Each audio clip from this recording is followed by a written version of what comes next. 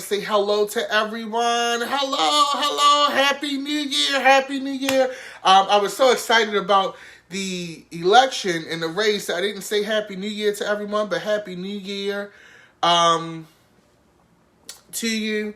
I hope everyone had a great holiday and was able to sit and reset, put some things in their mind, and plot out any goals or objectives that you have. I personally didn't make any real resolutions because I'm in a state of mind where I don't know where life is going to take me or where the year is going to take me. So I'm kind of holding out just a little bit on that. But we've got a lot to discuss. So election coming on right now. Just to reiterate, 3% of the vote is in at this time as of 7:22 p.m. Right now, Warnock is in the lead and Ossoff are in the lead, but that could change because once they finish counting the in-person votes, that could shift. But anyway, this is such an important race because the reality is, if we could get these 2 seats, if the Dems could get these 2 seats, it will help Biden be able to govern. Now, the thing is this. Even with these 2 seats, a lot of these things are still going to require bipartisan support, right? So I don't want people to have the false assumption, Ossoff and Warnock win these seats, we Gucci. Yeah, but you still need that other half. It would be a different story if there was a overwhelming majority, or if there were more of a majority on the left side of things. But we're still going to have to work with Republicans, which honestly I think that's how government should be working. Like, people should be working across the aisle and getting legislation done, and hopefully Georgia can bring it home. Stacey Abrams did another great job. And so did a lot of the voters' rights organizations in the South and in Atlanta to get the turnout that we wanted for this. Now, as we all know, and I haven't addressed this really, on social media, but we all know the infamous phone call, right? The infamous phone call that Trump made, to the Secretary of State of Georgia, Brad Raffensperger, asking him to find 11,000 votes. Now, the first thing I thought about, if you've ever watched Good Times, the sitcom, when Esther Roll, Florida used to be like, JJ, make sure you don't find anything. That's the first thing I thought about. But we heard the call. The call was an absolute fucking mess, okay? It was a man at their absolute lowest point, in destitute and desperation. And it was quite interesting. We had 6% of the vote in. Now, by the way, Ossoff and Warnock are still ahead at this time. It was a point of desperation, and quite frankly, it was sad. And the thing is, Trump should know by now, this is what we call the rats jumping ship. He really has no friends in the institution of politics. Not big ones. He still has some people that for whatever reason, is still riding for his ass, but not as many as he thought, right? And we're going to get to that in a moment. So, as we all know, he basically calls Raffensperger, asking him to find. Raffensperger is like, hell no, bitch. Basically, it's not going down. We said what we said. We counted. We done counted 3 times, 4 times. We done counted so many times. Like, you lost, sis. It is what it is. Okay? The call got recorded. Okay? Now, here's the thing. And Stacey Abrams has kind of went on a mini campaign about this. I don't want to say she was like pressed, because I don't think sis was pressed. But she did go on like a mini campaign, basically advising people that yes, while Brad Raffensperger did go ahead and uphold the results of the election and stand up to Trump. He's no knight in shining armor, bitch, okay? He contributes to voter suppression in Georgia. The only reason he stood up to Trump is because it's an election that he oversaw to a certain degree, and that it's his name on it. So he's saving his own skin and defending his honor. It's not really about, helping these people, get access to votings and making sure that people can vote in a free and clear election, free and fair election. It's not even about that, okay? It's about, bitch, I'm saving my own ass, okay? So, she did that. Now, another thing is that's interesting. Another thing that's interesting, and I didn't know this until I started looking into the call, right? So, evidently, and here's the thing. Listening to this call, I thought that this was clearly him being unhinged, and which he could have still very well may have been, right? But I thought this was just him being clearly unhinged and him just doing this like knee-jerk phone call, okay? This knee-jerk phone call, right? And come to find out, there's a lawyer, okay? Thank you, Markia. There's a lawyer that was coaching him, bitch. She was coaching him. I'm going to read you this story, bitch. And you going to gag. Okay. So, a conservative attorney on Tuesday resigned from her law firm after blowback over her role backing President Donald Trump during a phone call pressuring Georgia's top election official to overturn President-elect Joe Biden's win in that state. The lawyer, Cleta Mitchell. Now, that's a hood name, bitch. No shade. But she white. She not black. It's a hood name, but she black, okay? She white. The lawyer, Cleta Mitchell, had been a partner in the firm of Foley and Lardner, which on Monday said it was investigating her involvement in the call by Trump to Georgia State Secretary Brad Raffensperger. During that call, Mitchell supported the president's challenging of the election results.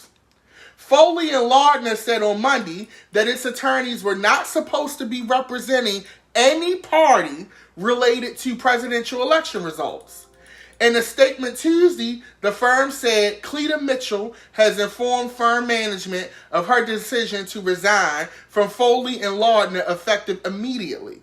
Ms. Mitchell concluded that her departure was in firm's best interest as well as in her own personal best interest. We thank her for her contributions to the firm and wish her well. Mitchell's role on the call to Raffensperger and her support of Trump's efforts to reverse his electoral loss came to light Sunday when the Washington Post reported details of the conversation and published a transcript of it. During the call, Trump asked Raffensperger to find nearly 12,000 votes. The president also made what Raffensperger's office said were false claims about purported vote irregularities, which Trump argued proves he was swindled out of a win in Georgia. On Monday, Foley and Lardner issued a statement that the firm is not representing any party seeking to contest the results of the presidential election. The firm also noted that in November, it had made a policy decision not to take on any representation of any party in connection with matters related to the presidential election results. Our policy did allow our attorneys to participate in observing election recounts and similar actions on a voluntary basis in their individual capacity. We are aware of and concerned by Ms. Mitchell's participation in the January 2nd conference call and are working to understand her involvement more thoroughly. So here's my thing, right? Here's my thing. Cleta. First off, bitch, the company is like, bitch, they talking about she put in her papers. She didn't put in her papers. When y'all found out what the fuck happened, bitch, y'all told that bitch you fired. Okay? They told that bitch you fired. But since you our home girl and you been with the company for a minute, We ain't gonna do you dirty and release a press conference saying you fired, bitch. What you gonna do, because you see it on Law and Order and all of the TV shows all the time, how they do these rich white people when they fuck up and how they let them resign. Because you know my black ass would have been fired. It would have been scandal. It would have been a whole thing, okay? They let her ass put in her papers. They gave a nice statement. They ain't throw her under the bus. They kept it real cute. The way that she was fired, bitch, after clearly violating company policy that they claim, right? They claim was in effect since November, is white privilege in itself. But that's another conversation for another day, okay? My thing is this. Bitch, you can't be that much of a good attorney if you like listening to that phone call, bitch. What kind of consulting was you doing? Was you on the call? Was you sleep? Like, bitch, that. No shade. I wouldn't be hiring you for your services, bitch, because that call sounded a goddamn mess. So I'm trying to figure out where your consultation, bitch, came into play. Because if that's what you call consulting, bitch, fire her ass, bitch. I'd have fired her. You know what? I wouldn't, if I was that fucking company, bitch, I'd have told this bitch straight up. Like, we firing you because of the election shit. But, bitch, we really firing you because how the fuck you supposed to be one of our attorneys, bitch, and he sounded a fucking mess and you was coaching him on the call, bitch.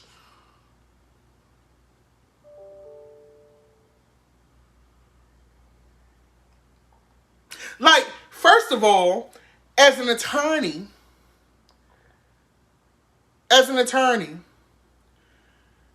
at this stage in the game, knowing that the way things are going after the election results and all of that, why would you even put your career?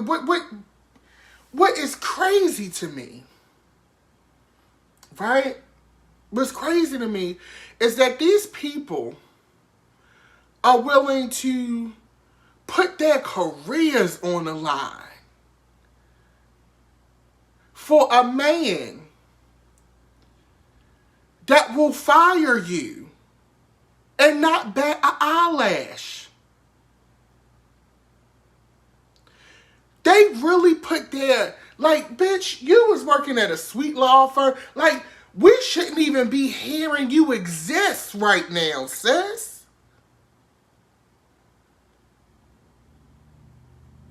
You shouldn't even, fuck it, and I see y'all saying he wasn't listening to her. Fuck if he was listening to her.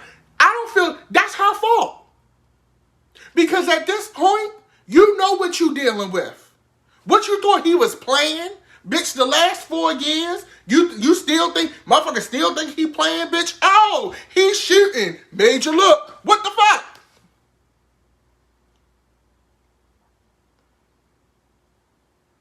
And y'all still doing it.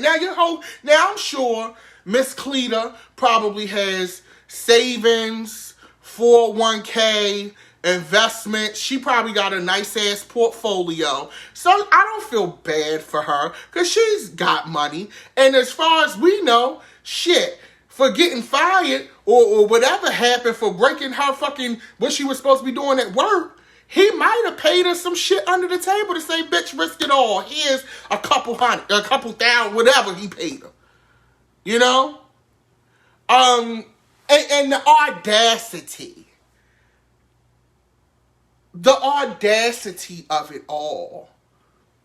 You know? And I think back to when Hillary Clinton actually won the popular vote, right? And not saying that I'm like, you know, this Hillary, like, you know, even though I did vote for, right? I think about how Hillary actually had, like, a legitimate, like if she had did all of this and having won the popular vote, it was somehow, it would make more sense to me. It'd be like, all right, bitch, sis, I see you. Like, you did win the popular vote. Let's do some recounts and kind of see what's going on here. Okay? it would make sense because she actually had real numbers to legitimize if she did want to contest.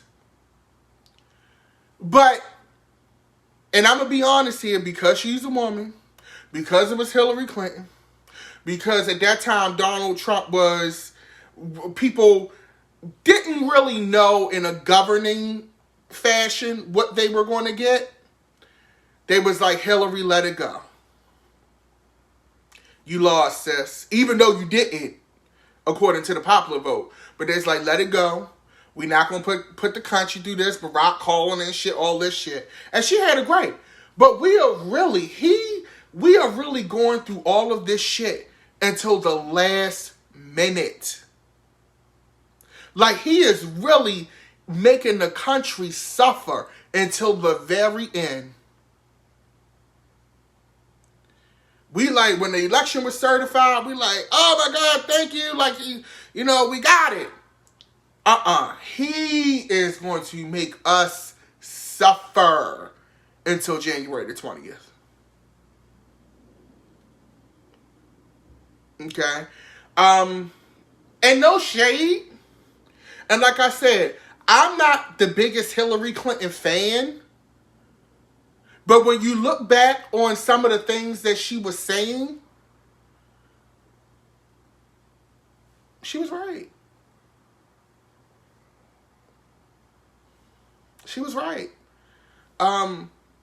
She is not without her faults. Yeah, it's starting to get close now. 11% of the vote in John Ossoff and David Perdue's race. 11% of the vote in.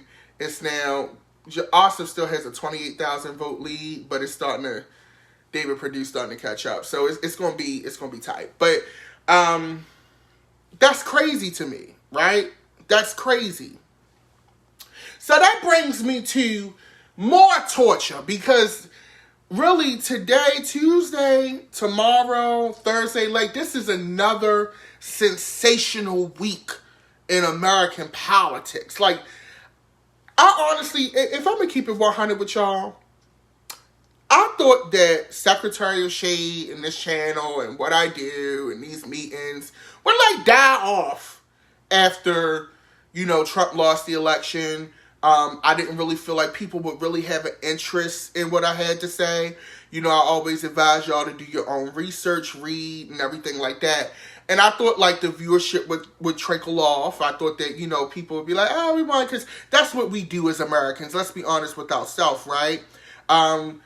We kind of, once we've put the fire out, we kind of move on and we don't do any preventative maintenance, right? So it's amazing to me that I'm still doing sensationalized episodes of these meetings freaking 15 days away from inauguration. It's crazy to me. So that brings us to our next topic, which is an extension of the last topic. We have 13 senators.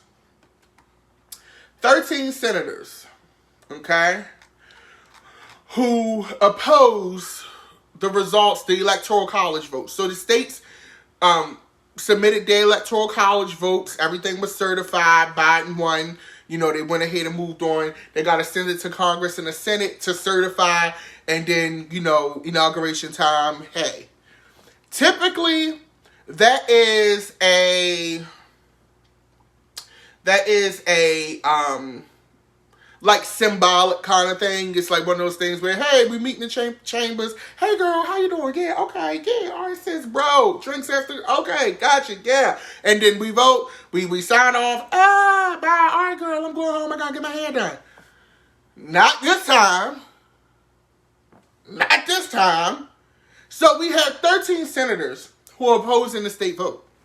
So I'm going to read the names of these 13 senators. So we got 13 senators who oppose, 25 who are like, and these are all Republicans, okay? Not Democrats. These are all Republicans. So 13 Republicans who oppose, 25 Republicans who are like, bitch, he won. Like, keep it the fuck moving. What are you doing? And then you have 13 that have not given a clear answer. Now, I find the 13 that have not given a clear answer very interesting. But I'm going to just read off the names. So the 13 who are opposing the votes are Senator Tommy Tuberville from Alabama, Kelly Loeffler, of course, who's getting her seat voted on now in Georgia, Mike Braun in Indiana, Roger Marshall in Kansas. You have Senator John Neely Kennedy, Josh Hawley in Missouri, Steve Daines in Montana, James Lankford in Oklahoma, Marsha Blackburn in Tennessee, Bill Haggerty in Tennessee, Ted Cruz, bitch, in Texas, Ron Johnson, Cynthia Loomis from Wyoming. Notice they all come from a certain section of the country, in certain sections of the country. Okay. So these are the 13, the peanut gallery, the baker's dozen, okay, who are going to try to pull a shenanigan tomorrow and have people at work fucked up in the game. You know, Nancy trying to go get her hair done and shit. Now bitches got to sit and go through this bullshit. Okay? Now, I'm not going to read the 25 that support because the Republicans have been acting shitty, so I'm not going to give them like, ooh, bitch, you supported. You did the right thing for democracy. Fuck y'all. I'm going to go to the 13 that are unclear or giving no answer. So we've got Dan Sullivan from Arkansas, Marco Rubio from Florida.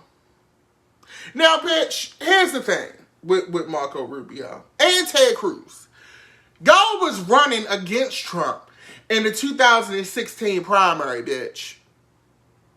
And now, you finally got rid of this motherfucker, and y'all now unclear or opposing a madman.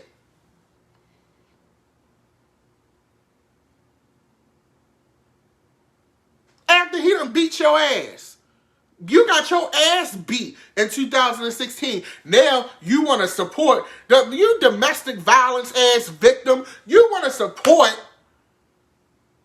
your Patty Hearst ass. You want to support the person that beat you, caused havoc, dragged you through the mud, and now you fighting for him to stay alive. Crazy. Rick Scott from Florida, Joni Ernst from Iowa, Mike Crapo from Indiana, James Reich from Indiana, Todd Young, Mike Crapo from Idaho, James Reich from Idaho, Todd Young from Indiana, Rand Paul. What the fuck? Rand Paul? Cindy Hyde Smith, and we got Thorne Tillis, and Lindsey Graham has been unclear or not responded as well. And John Barrasso. Now, here's the thing. With Miss Lindsey, and I don't mean to be rude, but Miss Lindsey tries it. And the thing that makes me so mad with Lindsey Graham, or Miss Lindsey, as we call him in the community, is that Lindsey is a known homosexual who does not champion gay rights, who is incredibly conservative and could do so much to help people. Oh, somebody said they pee and they laughing so hard. But you defend, like, here's the thing. Lindsey isn't, technically, he hasn't made a statement. He's not joining the peanut gallery because Lindsey's a smart queen. He did not get reelected and be in office since, 93, 94, somewhere around there, by being an idiot. Okay? He knows he's not going to publicly say that he's against the vote because he wants those Trump voters to still keep in step with him. But he's also not going to actually go and say publicly that he's with it or whatever. He's doing it so that he can play both sides. Okay? And Mother Lens, Miss Lens, we're tired of it. We're tired of you playing this game. We're tired of you doing what you're doing when you're sneaking boys into your hotel room, hiring toots to come see you at the Republican National Convention and these fucking conventions that y'all be going to. We're tired of it. And then you have the audacity, not the audacity, the audacity to act like you don't know. You're not sure. You don't know. I'm not sure. I gotta think about it. And it's annoying. I don't see how. I want to just ask the people in Lindsey Graham State in South Carolina, what do y'all be thinking? Like, I mean, and I'm not just talking to, like, I'm not talking to really the Democrats in South Carolina, but I'm interested. Republicans in South Carolina, do he take care of y'all that good down there? Because I know sometimes people get reelected because they do really well for their state, even though on a national stage they're shitty. But I'm interested to see. Erica, it is very busy. You already knew I was going to go in on Lindsay. It's interesting to see. I want to know, if you're from South Carolina, and I'm looking in the comments, right? If you're from South Carolina, does Lindsey Graham really do well for y'all? Like, do y'all have a lot of benefits and shit down in South Carolina? Like, a lot of shit down there that he be helping you with? Like, he be handing out money and shit, going to the food bank? Like, what he be doing for y'all? I'm curious. Does he really fuck it up for y'all down there so hard that y'all just got to keep voting this asshole in? I'm curious. Please, if you're a Republican, you don't even have to respond on this chat because I know they're going to come for you. But send me an IM, email, secretaryofshade@gmail.com. Let me know because I want to know, okay? But tomorrow, it's going to be interesting because with these people, okay, voting with this clash, let's look at the Republican Party, right? So here's the thing. Let's look at the numbers. We got 25 Republican senators who support, go ahead and certify the votes, Biden won. You got 13 who are on the nose strongly. We oppose and we about to bust this shit up.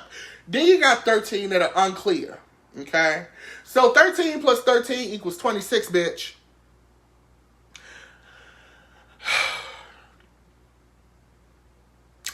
We gonna see. Alright? It's definitely gonna be interesting tomorrow. I can't wait. My TV will be on. I will be watching. Because I feel like it's gonna be argument central. It's gonna be giving celebrity deathmatch in the Senate tomorrow. No shade. It's going to be giving celebrity deathmatch. You're going to see wigs shaking, blazers opening, kitten heels stomping, ties loosening. They're going to be going off. And I think that it's going to be interesting to see how this riff works. It's going to be interesting to see how this riff works. Now, election update. In the Warnock-Loeffler race, we got 18% of the vote in. Right now, well, in both races, it looks like the Democrats are holding a strong lead right now. So, hey, Georgia, you might have showed up again. And can we just talk about Georgia real quick? Who, like, pre-election, who would have thought that it would come down to Georgia in both, like, who would have thought that Georgia would be the state that would be holding our moral compass of this country in the balance? Who would have thought that? Right? Who would have thought that it would be Georgia? Crazy, right? I just can't believe it. Who would have thought that it would really be Georgia? Now, It's going to be arguing tomorrow. I'm semi looking forward to it. I just hope that tomorrow shit don't go real left and then we be looking crazy. I hope, Georgia does its thing, which it looks like it is. Right now, with 19% of the vote in, out of that 19%, Raphael Warnock has 54.5%. Loeffler has 45.5%. He's ahead by about 73,000 votes, and it's trending pretty similarly with the Ossoff Purdue race as well. So it's interesting to see. Ossoff's ahead by like 69,000, almost 70,000 votes. So it's interesting to see how that works. And I'm just like, I'm happy that Georgia's coming through, but from a social perspective, like, I know the Butch Queens in Georgia, you can't tell them nothing now. You're really not going to be able to tell them nothing if they save the country. But that's another story for another day. Now, one last thing that I want to get to. And that's the Jacob Blake situation. I am so tired of having to have these conversations as well. Basically, the officer, Officer Rustin Shesky, 7-year veteran of the Kenosha Police Department, will not be charged. Now, mind you, he's on administrative leave.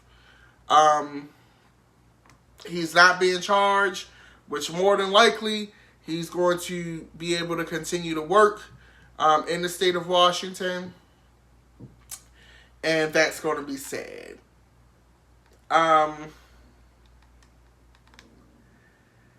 It is...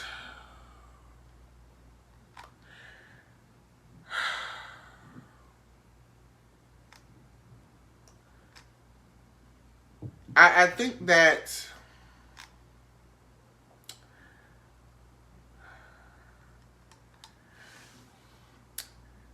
and I'm not, here's the thing, right? You can criticize police and not be anti-police.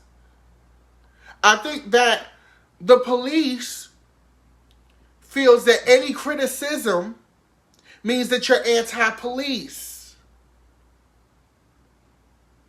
And that's not the case.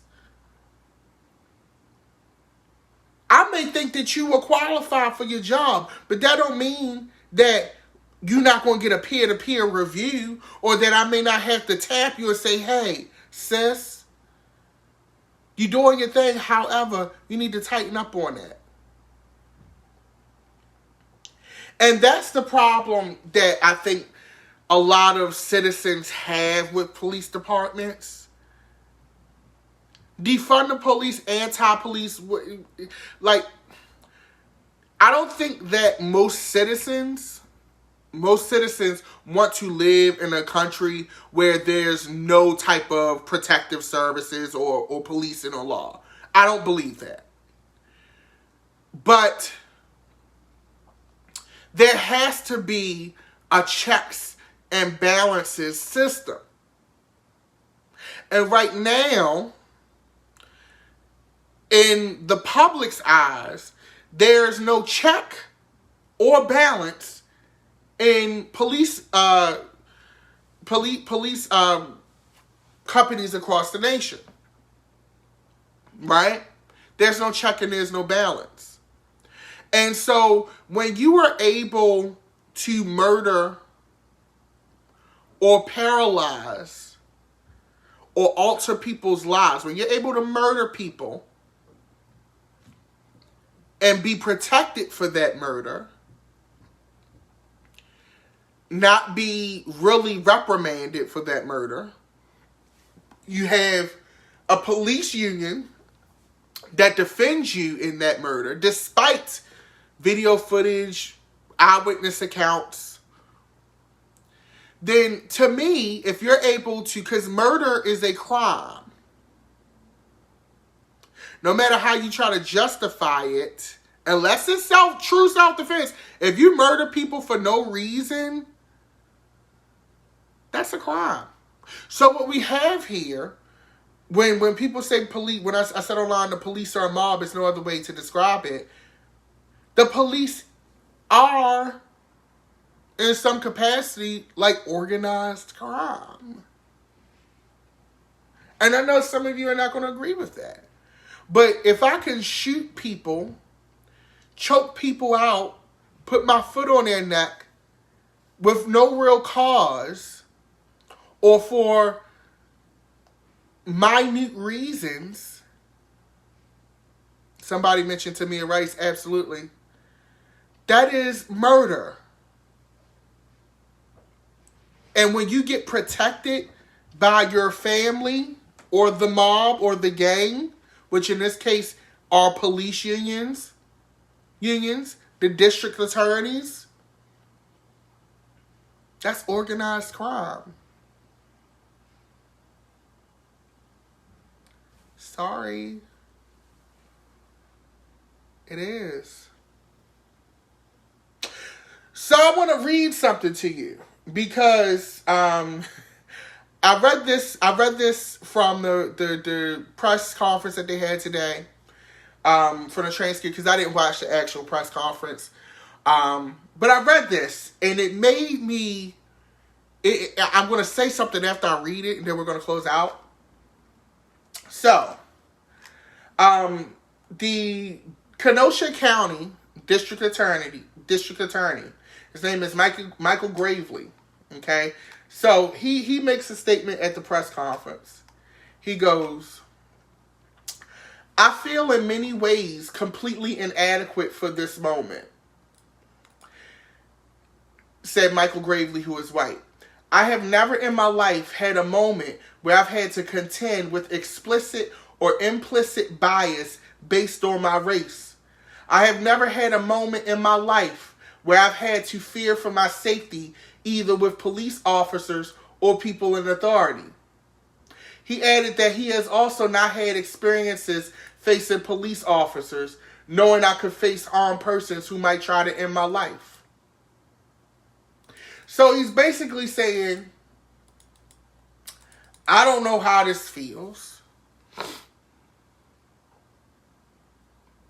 I can't really speak to it, but based on a review and what I saw, we ain't gonna charge him.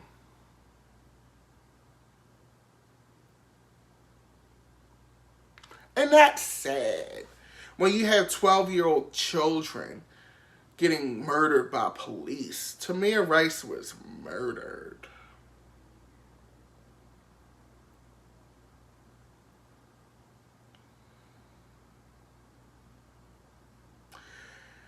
And every time I think about these cases, it just makes me sad. It makes me...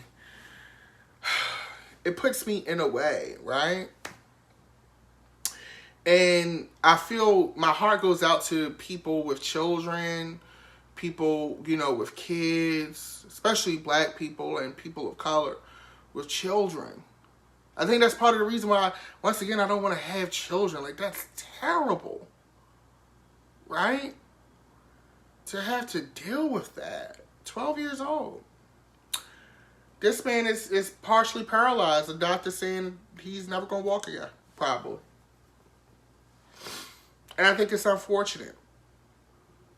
We're in unfortunate times. We're still... It feels like, yeah, it's 2021, but it's really not a difference, right? Rest in peace to Eric Jerome Dickey, who passed. Rest in peace to MF Doom, one of my hip-hop heroes, as well. Make sure you follow the channel, youtube.com/Secretary of Shade. You can reach me on social media at Dapper Damitis. As well, if you want to support the channel, you can also donate Venmo, Cash App, Dapper Damitis, you know the drill. And depending on what happens tomorrow, we may be meeting again. I can't guarantee it, but shit, if shit really hit the fan, we're going to have to talk about this. But in the meantime, I hope that y'all have a great evening. I'm currently watching Torchwood. It's a show on BBC because I've never watched it, and I love British TV. I just got finished watching Bridgerton last week, and I did Cobra Kai over the weekend. So I'm going to finish Torchwood. But on that note, y'all have a great evening. I love you dearly. As always, remember, do your research. Don't always take my word for it. I'm just a person who reads, keeps up, and tells you what I think. With that being said, have a good night. Peace and love. I will talk to you soon.